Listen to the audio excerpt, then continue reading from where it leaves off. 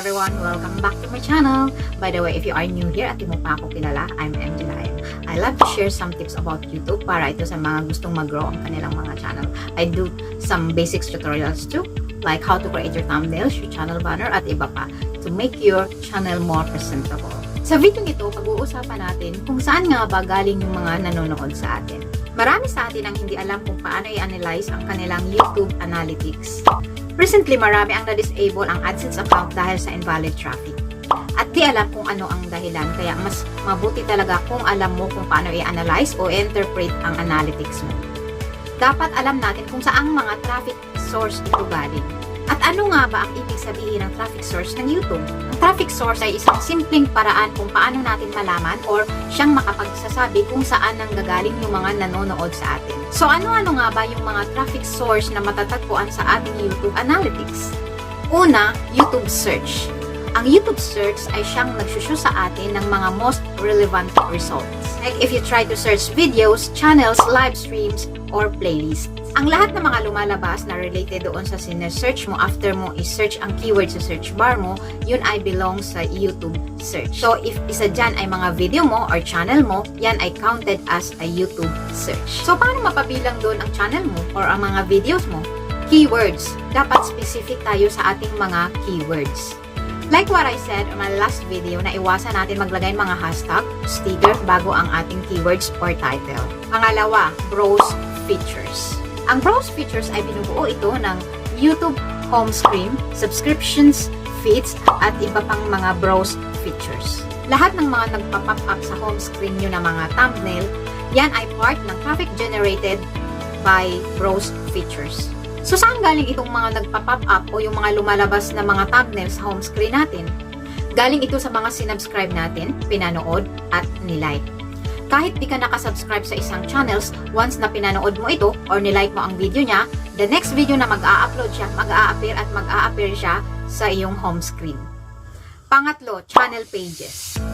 Ito yung mga pumupunta directly sa channel mo at naghahanap ng mga videong gusto nilang panoorin. Channel pages is part of traffic within YouTube system. Pang-apat guys ay ang YouTube Short. Ang YouTube Short ay yung video na ina-upload natin na naka-vertical at less 1 minute. Paraan ito to connect new audience na ang gamit ay mga mobile phone lamang. Basta mag-upload tayo ng shorts, naka-vertical video ito up to 60 seconds. At make sure guys, naka-indicate yung hashtag shorts sa title at description ng inyong video. Panglima, notification. Ito yung mga nakasubscribe sa atin, naka-on ang bell. Napapanood nila yung video natin after sila ma-notify or through email. Panglima, playlist. Traffic sa kahit anong playlist na kasama ang video mo.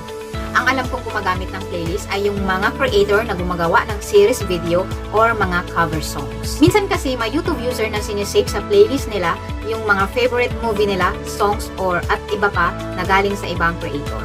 Kaya kung mapapansin nyo, ang playlist ay isang uri din ng traffic source. Pang-anim, suggested videos. Ito yung mga video na re-recommend sa'yo after mo panoorin ang isang video sa watch page mo. Kumbaga, ang video na i-recommend sa'yo ay yung related sa pinanood mo. So, kung isa dyan na i-recommend ay video mo, that is part ng traffic source na suggested videos. Ang pito ay external. Napaka-importante guys na alam natin i-interpret ang ating externals. Like what I said earlier, napakaraming na demoni since April pa at hanggang ngayon. Dahil yan sa invalid traffic. But let me explain first, ano nga ba itong external? External source, ito yung mga nanonood sa'yo outside from YouTube system. Ito yung mga websites or apps na nakalink sa video mo. Like for me, sa external ko, ang pinakamataas ko ay Facebook Messenger at Facebook. So it means may nanood sa akin from Facebook at Messenger. But wait, delikado ba ito? The answer is no. Kasi ang mga nanonood galing sa apps na yan, mataas ang view duration ang binigay sa akin. Matagal silang nagstay, so high quality ito. Ano nga ba itong invalid traffic? Ito yung paggamit ng mga low quality apps, like robot or other deceptive software. Mga clicker, isa yun sa mga dahilan ng invalid traffic. So that's it for today's video guys. Hopefully may natutunan tayo. Once again, this is MJDIM guys. And if you like my video, please do like and share. Maraming salamat guys. And bye-bye. God bless us all guys. Maraming salamat again. Bye-bye.